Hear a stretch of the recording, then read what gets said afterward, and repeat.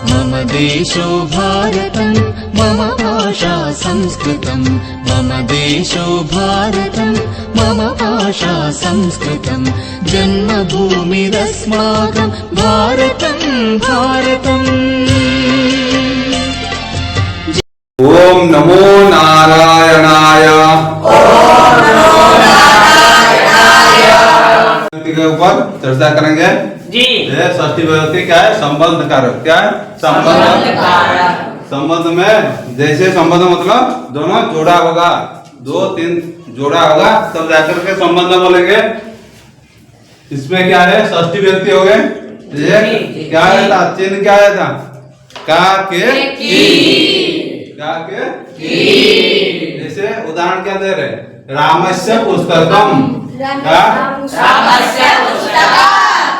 राम का पुस्तक। अस्ति जोड़ सकते हैं जी। रामस्य पुस्तकम अस्ति। इसमें क्या है? राम का है कि नहीं? का आया था। इसमें षष्ठी व्यक्ति रामस्य हुआ। उसके बाद हेतु शब्द के साथ षष्ठी व्यक्ति होती है। क्या? हेतु। हेतु शब्द। हेतु मतलब कारण है। हेतु हेतु शब्द जैसे क्या क्या उदाहरण दिया? ये अध्ययनस्य हेतु हो वसति। अध्ययनस्य हेतु हो वसति। क्या दिया है? अध्ययनस्य हेतु हो वसति। अध्ययनस्य हेतु हो। अध्ययन के लिए क्या कर रहे? बद रहता है। अध्ययन मतलब पढ़ने के लिए है। बसती बस धातु बैठना अर्थ में ही नहीं जी रहता है। किसके लिए रहता है? अध्ययन के लिए, पढ़ने के लिए। उसके बाद आगे क्या दिया? स्मरण अर्थ की धातुओं के साथ षष्ठी विभक्ति होती है। जैसे खेद पूर्वक स्मरण में आया। कर्म में षष्ठी विभक्ति होती है। मातुः स्मरति। जैसे माता स्मरण कर रहे हैं। पुत्र खेलने के लिए गए हैं कि कुछ चिंतन कर रहे और उसके लिए मातुः स्मरति चिंतन कर रहे। स्मृति धातु क्या किस अर्थ में? मातुः मातृ शब्द है। मातृ शब्द का षष्ठी विभक्ति क्या है? तो मातुः लग गया। षष्ठी विभक्ति हुआ ही नहीं जी। स्मरण अर्थ में। इसके लिए स्मरण अर्थ में चिंता करना अर्थ में हुआ ही नहीं जी। उसके बाद क्या है? बहुतों में से एक को छांटने के अर्थ में जिससे छाटा जाए उससे षष्ठी विभक्ति और सप्तमी विभक्ति होती है। हाँ, षष्ठी विभक्ति भी और सप्तमी विभक्ति भी।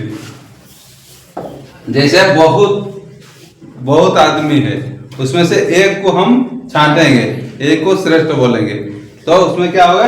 षष्ठी भी विभक्ति होगी, सप्तमी विभक्ति भी।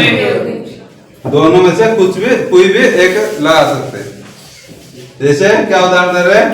छात्राणाम छात्रेषु वा रामः श्रेष्ठः। इसमें क्या है? छात्राणाम षष्ठी व्यक्ति, षष्ठी बहुवचन है जी। अनेक छात्रों के मध्य में क्या है? राम श्रेष्ठ है।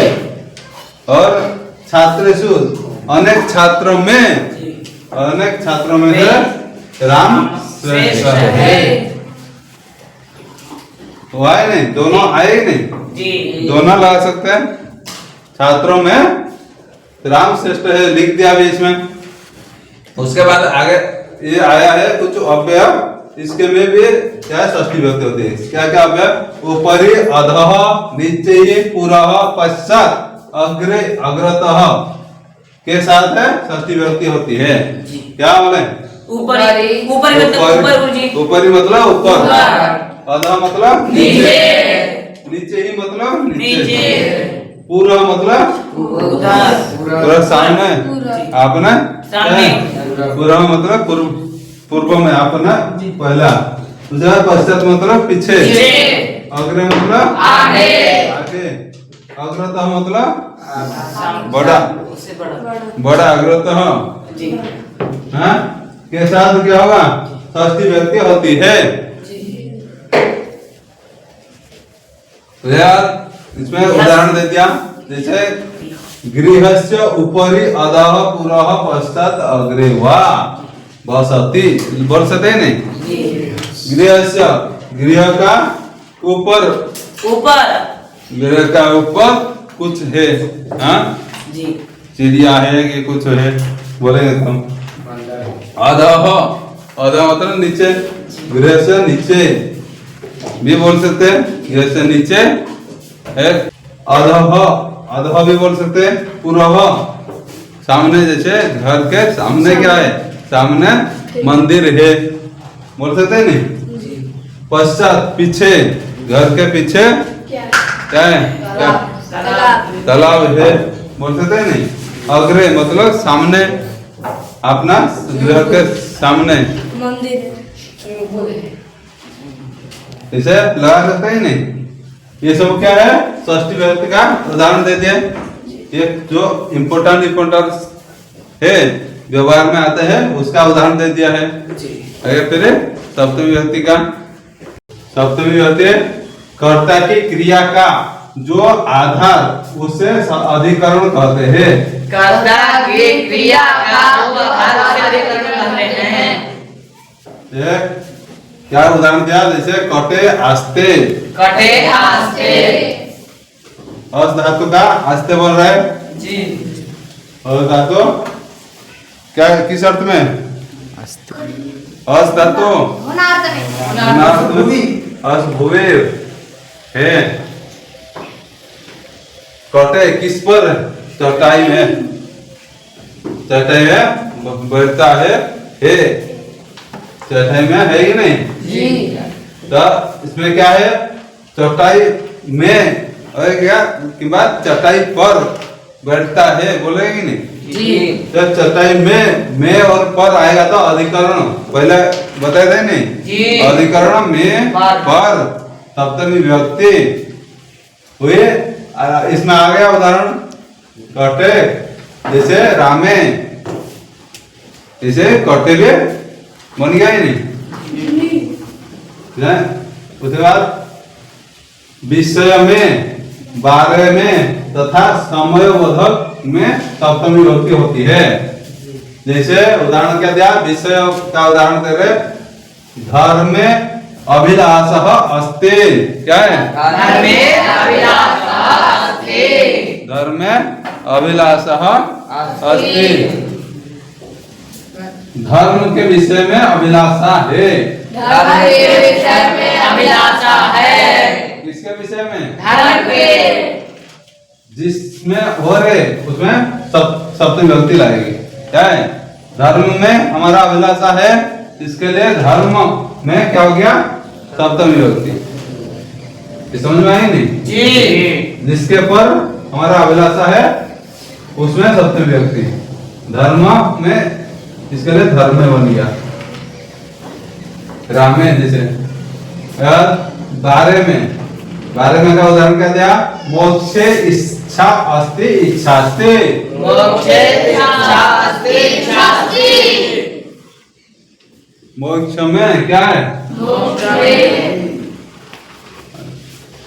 मोक्ष मोक्ष के बारे में इच्छा है, मोक्ष के बारे में इच्छा है, मोक्ष के किसके किसके बारे में, मोक्ष के बारे में इच्छा है, मोक्ष के बारे में इच्छा है, धर्म के विषय में,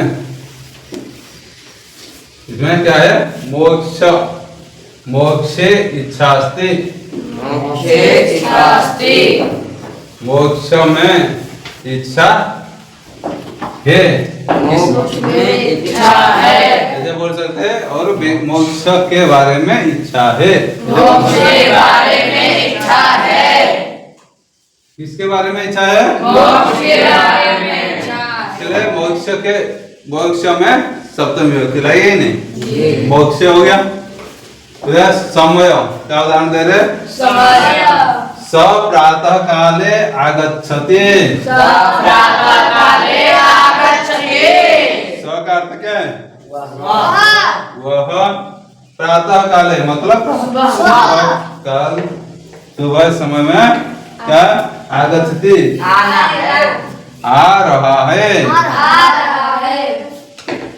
सुबह काल में प्रातः समय में क्या कर रहे हैं, आ रहे हैं। आता है भी बोल सकते हैं, सवेरे प्रतिदिन आता है, हाँ? पहले सह ये विसर्ग का लोप हो गया, आगे व्यंजन है पकार है, इसको देख करके विसर्ग का लोप हो गया।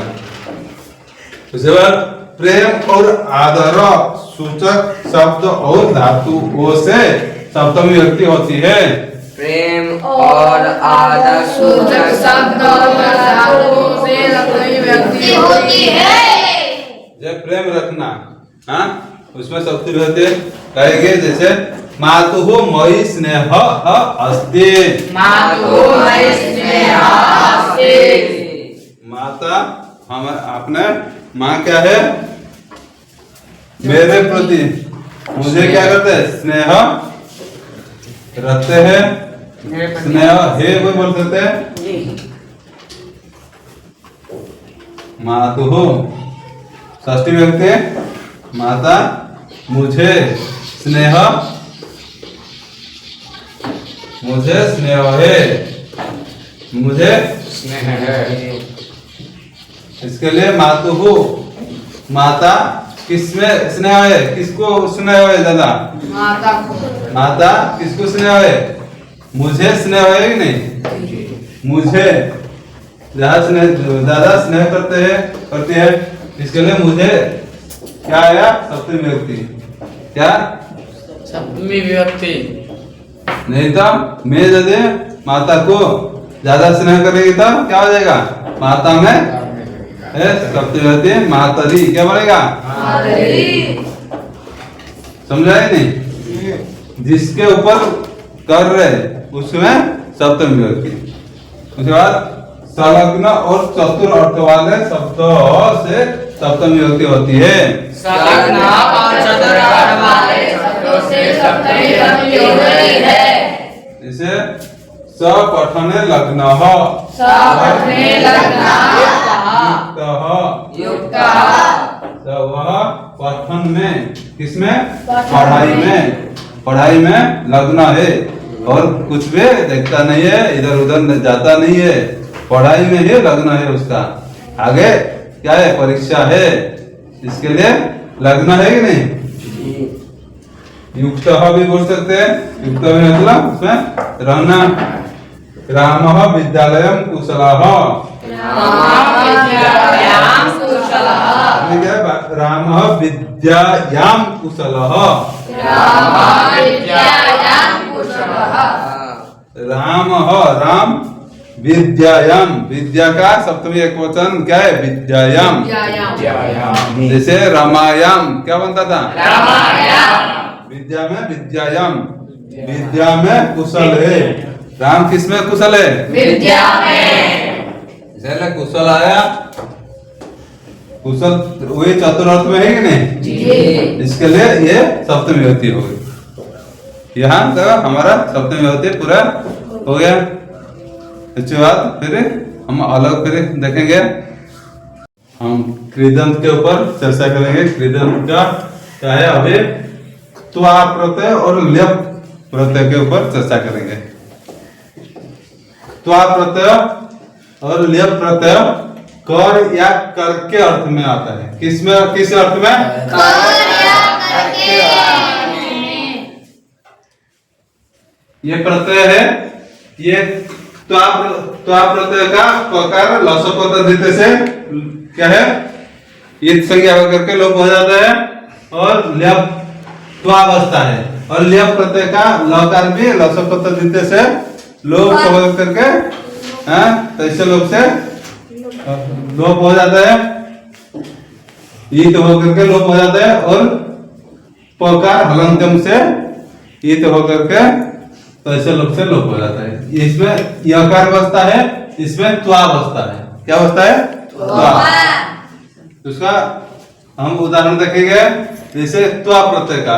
त्वा प्रत्यय का क्री धातु है, क्री धातु में हम त्वा प्रत्यय लगाएंगे तो क्या होगा? कृत्वा। क्या बनेगा? कृत्वा। कृत्वा का अर्थ करके। क्री धातु का अर्थ क्या है? करके। क्री धातु का अर्थ करना और कृत्वा मतलब करके। और ये क्री जो दीर्घई का, इसमें क्री धातु है खरीदना अर्थ में। क्या? खरीदना अर्थ में। कृत्वा, कृत्वा मतलब त्वा प्रत्यय लगा दिया, कृत्वा खरीद करके। क्या होगा? खरीद करके।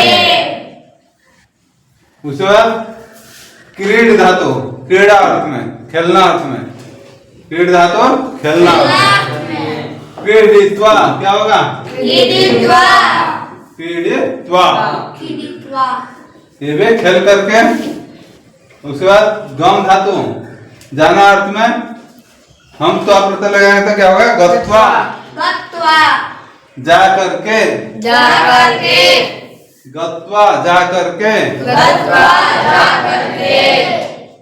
उसके बाद ग्रह धातु, ग्रहण करना।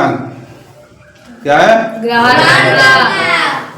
गृहीत्वा मतलब ग्रहण करके। गृहीत्वा ग्रहण करके। ले करके भी बोल सकते हैं। ग्रहण करके।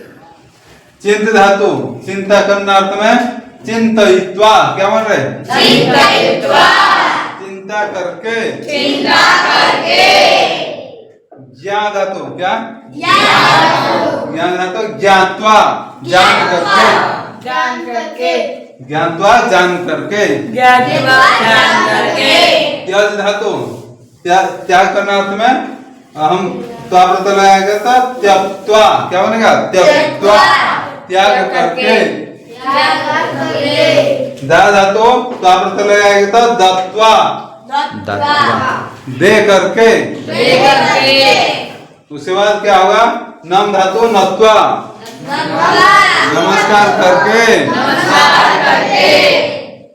उसके बाद पढ़ धातु पठित्वा। क्या होगा? पठित्वा।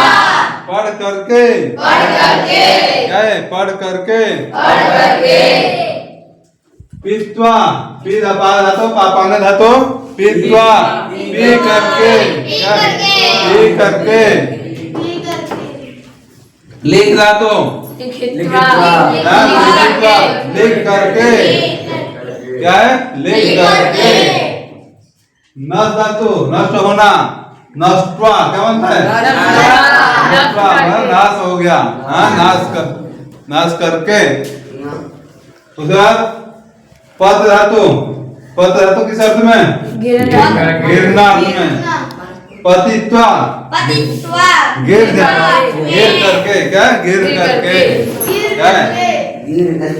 ये है त्वा प्रत्यय का हम देख लिया। अब ल्य प्रत्यय कहाँ लगेगा? क्या है? ल्य प्रत्यय।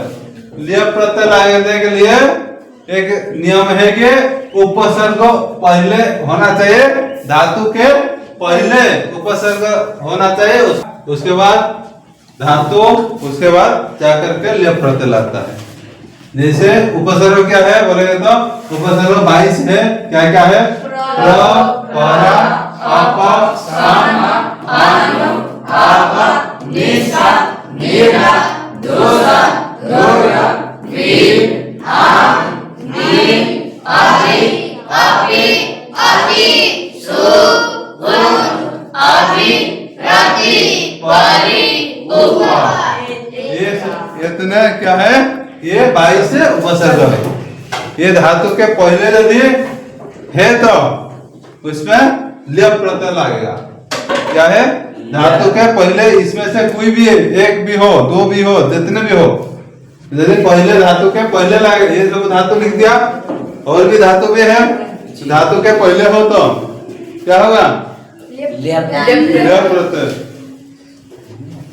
ल्य प्रत्यय का यकार बसता है, बताया था।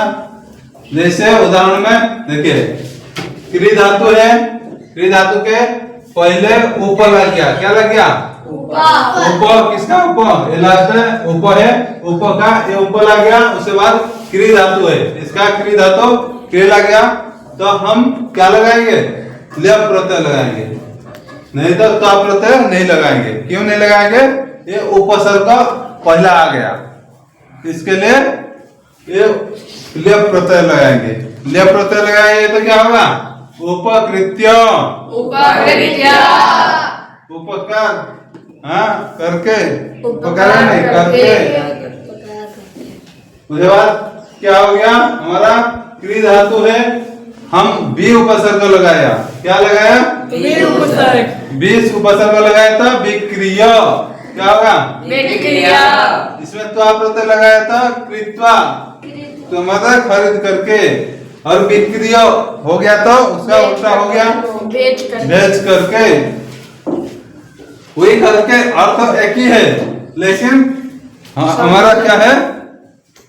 उसका अर्थ बदल रहा है, नहीं तो ये अर्थ बदल रहा है मतलब उसका प्रकृति जो है धातु का अर्थ बदल रहा है नहीं तो करके अर्थ तो वही एक ही आ रहा है। जैसे क्रीड धातु, क्रीड धातु किस अर्थ में? पहला अर्थ में क्रीडित्वा बन रहा है त्वा प्रत्यय में। अब प्रकीड्य, प्रकट, प्रकृष्ट है ना क्रीड़ा, और गम धातु गत्वा, इसमें आ उपसर्ग लग गया था, आगम्य, क्या बन गया? आगम्य, गत्वा जा करके, आगम्य मतलब आ करके। ग्रह धातु गृहीत्वा, और सम उपसर्ग लग गया, सम उपसर्ग कहाँ है?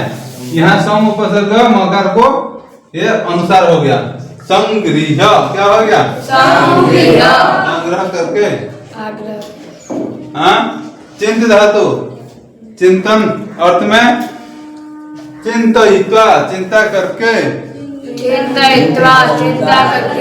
संचित्य, सम्य प्रकार से चिंतन करके, संचित करना है नहीं। सम उपसर्ग आया, सम उपसर्ग यह मकार को अनुसार हो गया। ज्ञान धातु ज्ञानार्थ में ज्ञात्वा, तो प्रत्यय लगाएगा तो ज्ञात्वा हो गया, जान करके। बी उपसर्ग लगाया तो बीज्याय, क्या हो गया? उसके बाद त्यज धातु के में क्या बन गया? त्वा प्रत्यय लगाया था त्यक्त्वा, परि उपसर्ग लग गया था, ल्य प्रत्यय लगाया था परित्यज्य, परित्यज्य, क्या हो गया? दा धातु में त्वा प्रत्यय लगाया था दत्वा, जब ल्य प्रत्यय लगाया था क्या होगा? आदाय, दत्वा दे करके, आदाय मतलब ले करके, अलग हो रहा है नहीं। नम धातु नत्वा अर्थ में, किसमें? नमस्कार करना अर्थ में। प्रणम्य मतलब प्रणाम करके, प्रणाम वही नमस्कार करके, लेकिन उसको और थोड़ा मजबूत करते हैं, इसके लिए मजबूत कर देते हैं। कभी कभी धातु के विपरीत चलते हैं, कभी कभी धातु के हिसाब से नहीं चलते, समझे नहीं? इसमें पट धातु आया, पट धातु में पठित्वा का प्रत्यय, और जब ल्य प्रत्यय लगाया था सम उपसर्ग लग गया, सम उपसर्ग पर सम पठ्य। पा धातु में पीत्वा, क्या बन गया? पीत्वा। जब हम उपसर्ग नी उपसर्ग लगा दिया था निपाय, क्या बन गया? निपाय। लिख धातु लिख करके, लिखना अर्थ में लिखित करेगा लिख करके, और विलिख मतलब वे विशेष रूप में विलिख लेखन करना। नष्ट धातु नष्ट होना, नष्टवा, विनाश, विनाश मतलब विनाश करके, विशेष रूप में पूरा विनाश करना। पद धातु गिरना अर्थ में पतित्वा, गिर करके निपत्य, नि उपसर्ग लग गया, इसके लिए ल्य प्रत्यय लगा था निपत्य। यह हो गया हमारा। अभी वाक्य में बनाएगा तो वाक्य में जैसे हम प्रसिद्ध जो है वाक्य, सर्वधर्मान् परित्यज्य मामेकं शरणं व्रज,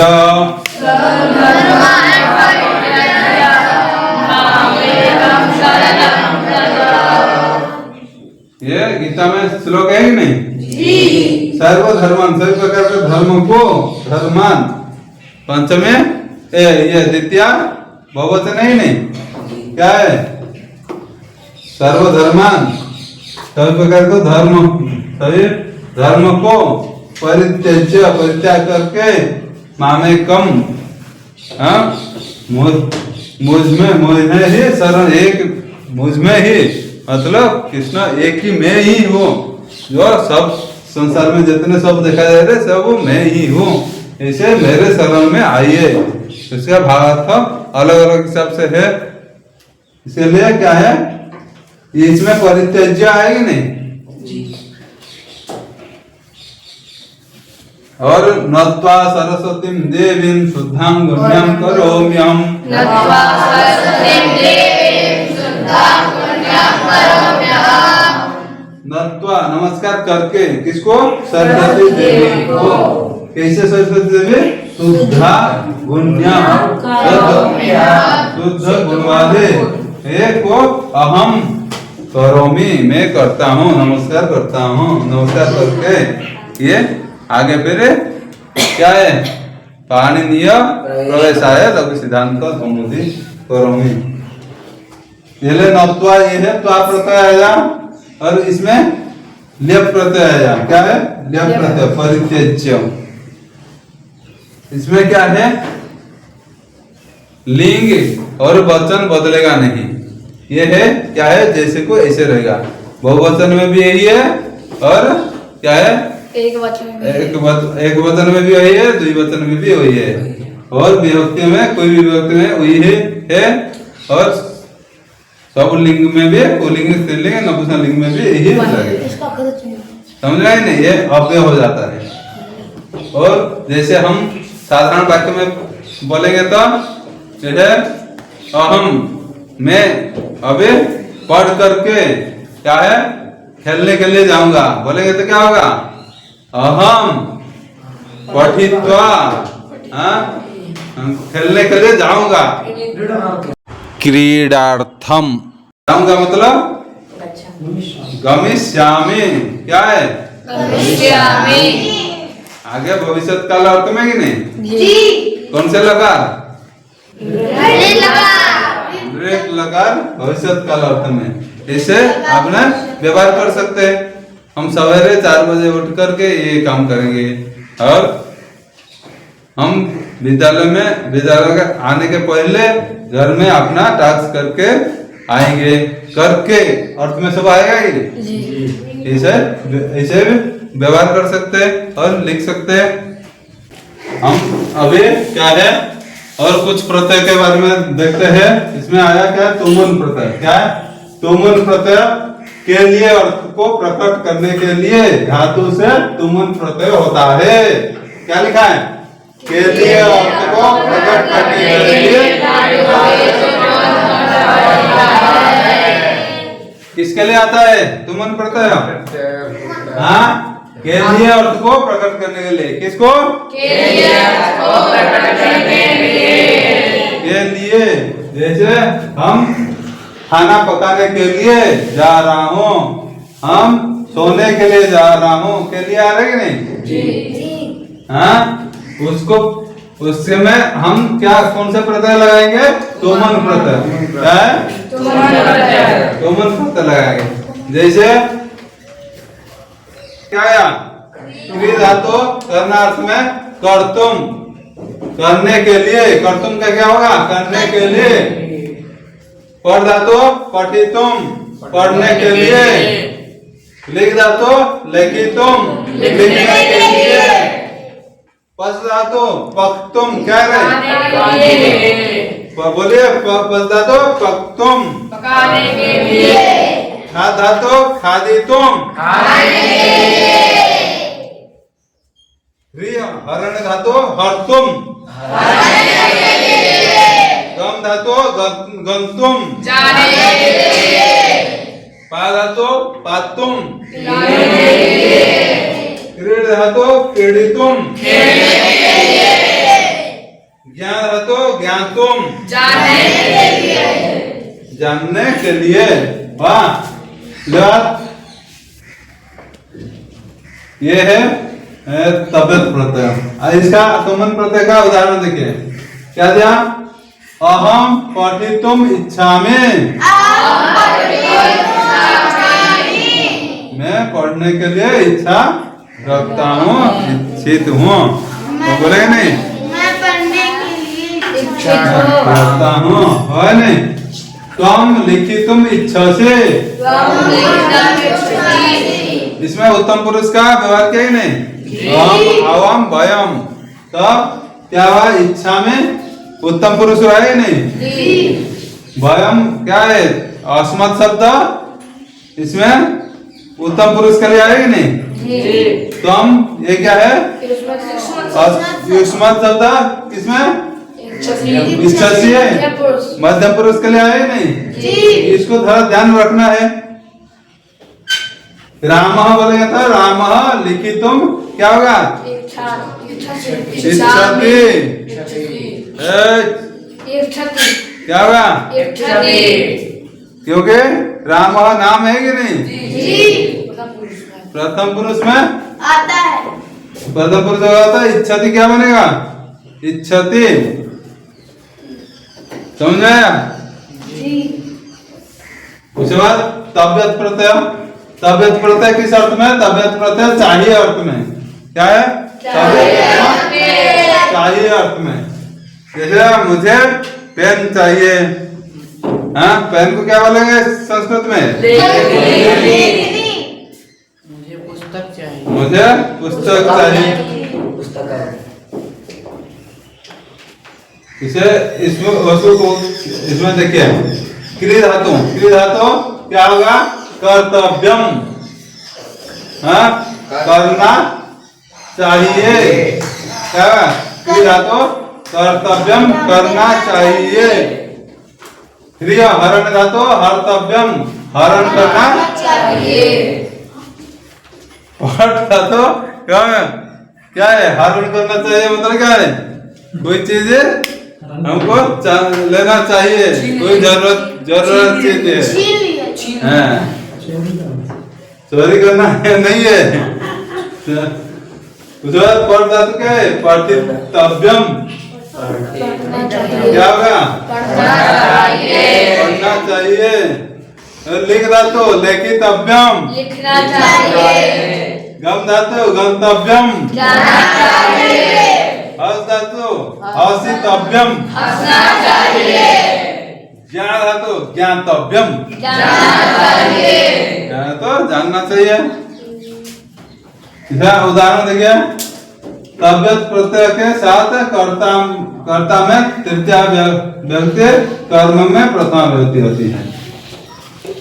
इसमें क्या है? मया दिया है, मया पुस्तकम पठितव्यम, मया पुस्तकम पठितव्यम, मेरे द्वारा पुस्तक को पढ़ना चाहिए। ये इसके लिए मया मेरे द्वारा तृतीया व्यक्ति हो गया। और पुस्तक को, पुस्तक क्या है? पुस्तक ये कर्म, पुस्तक को पढ़ना चाहिए। पुस्तकम पुस्तके पुस्तकानि, हाँ, क्या है? नपुंसकलिंग है कि नहीं? अस्माभिः एतत् कार्यं कर्तव्यम्, अस्माभिः एतत् कार्यं कर्तव्यम्। क्या आवाज नहीं है क्या? अस्माभिः एतत् कार्यं कर्तव्यम्। उसके बाद क्या है? उसका अर्थ क्या है? हम सब यह काम करना चाहिए। हम सब यह काम करना चाहिए। अस्माभिः कौन से व्यक्ति? अस्माभिः तृतीया, तृतीया बहुवचन। कौन से शब्द का? शब्द क्या है? अस्मत् शब्द के बहुवचन। एतत् कार्यम, कार्यम करना चाहिए। वाह, ये सब ऐसे आपने वाक्य बनाना चाहिए कि नहीं? जी। कम समय है, कम समय के हिसाब से हम इतना बता दिया, आपने फिर उसको ढंग से लिख बनाना है। जी। ओम।